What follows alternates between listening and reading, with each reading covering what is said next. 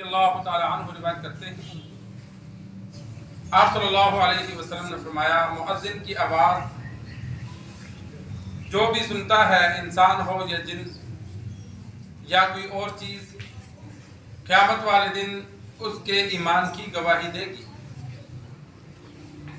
सरकार दो आलम सल्लल्लाहु अलैहि वसल्लम ने मुअज्जिन की फजीलत बयान फरमाई है कि मुअज्जिन की इंतहाई आवाज़, जहाँ बंदा सोचता है कि आवाज़ तो आ रही है, समझ नहीं आ रही क्या कह रहा है, यानी बिल्कुल एंड तक जहाँ तक आवाज़ जाती है, जितने भी इंसान हैं, जिन्नात हैं और इसी तरह हैवानात हैं, नबातात, ज़मीन, कल क़यामत वाले दिन मुअज्जिन के ईमान की गवाही देंगी कि या अल्लाह, इसने तेरा नाम बुलंद किया था। बहुत बड़ा दर्जा है। और इसी तरह एक हदीस में मौजूद है, आप सल्लल्लाहु अलैहि वसल्लम ने फरमाया, जो 7 साल सवाब की नीयत से अजान दे, अल्लाह उसको जहन्नम से निजात अता फरमाता है। सुभान अल्लाह। और एक रिवायत में मौजूद है कि जो 12 साल अजान दे तो उसके लिए जन्नत वाजिब हो जाती है। तो इंसान कोशिश करे कि अजान खुद भी सीखे, बच्चों को सिखलाए, खुसूसन जो बच्चे जवान होने के करीब हैं, जिनको नादरा सिखाया जाता है, तो इंसान जिनसे वो पढ़ते हैं उनको बता दिया जाए कि इनको अजान, इकामत, बच्चों को सिखलाओ, अजान देने का तरीका सिखलाओ। फिर करीब मस्जिद हो, बच्चा जब नमाज पढ़ने का बड़ा हो जाए, 9-10 साल का, 12 साल का, तो उससे अजानें दिलवाओ। वो बच्चा एक तो नमाजी बन जाएगा और दूसरा अजान देने का उसे शौक होगा, वो फिर अजान भी देगा, फिर कोशिश करेगा कि मैं अजान के वक्त में पहुंच जाऊं कि मैंने अजान देनी है।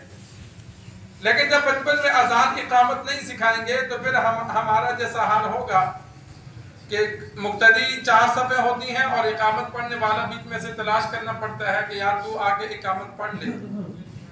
और अगर गलती से कोई नया बंदा पढ़े तो वो बेचारा भूल ही जाता है कि पढ़ना क्या है, आधी सही पढ़ता है, आधी गलत हो जाती है। तो ये मुसलमानों के मुल्क में मुसलमानों का ये हाल इसलिए हुआ कि हमने सीखा नहीं।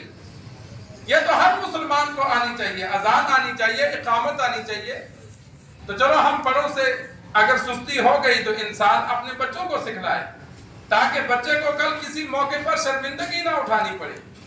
इकामत कहनी हो तो बच्चा बिला झिझक कहे, अजान देनी हो बच्चे को कोई शर्म ना हो, झिझक ना हो, उसे आती हो, वो सुकून से अजान दे और इंसान उसका तलफ़्फ़ुज़ अच्छा करवाए, ताकि कहीं जमात की ज़रूरत पड़े तो वो बेफिक्र होकर जमात भी करवा सके।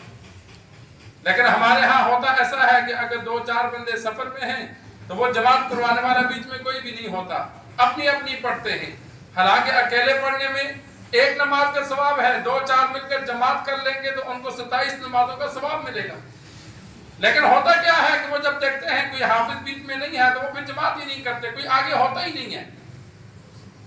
तो इसी तरह ये हमारी कमजोरी है, तो इंसान इस कमजोरी को दूर करे, छोटे भाइयों को, अपने बेटों को अजान, इकामत, नमाज, ये चीजें जरूर सिखलाए, ताकि दीन के जहाँ मौके हैं, जरूरत पड़े तो वो शर्मिंदा ना हो, उनको ये काम आते हों।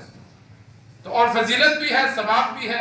बच्चा अजान देगा, इकामत पढ़ेगा, नमाज पढ़ेगा, वालिदैन के लिए सदका जारिया भी बनेगा और बच्चे को खुद भी सवाब मिलेगा। शौक बन गया, अजाने देता रहा तो कितनी बड़ी फजीलत है। क़यामत वाले दिन मुअज्जिनीन की हदीस में मौजूद है, गर्दनें लंबी होंगी, मैदान हशर में ये अलामत होगी, लंबी गर्दनें। लोग देखेंगे तो पता चलेगा कि ये वो लोग हैं जो अल्लाह के नाम को बुलंद करते थे, अल्लाह के लिए अजानें देते थे। तो इस वजह से इंसान कोशिश करे, अल्लाह से दुआ है अल्लाह हमें दीन सीख कर, समझ कर अमल करने की तौफीक अता फरमाए।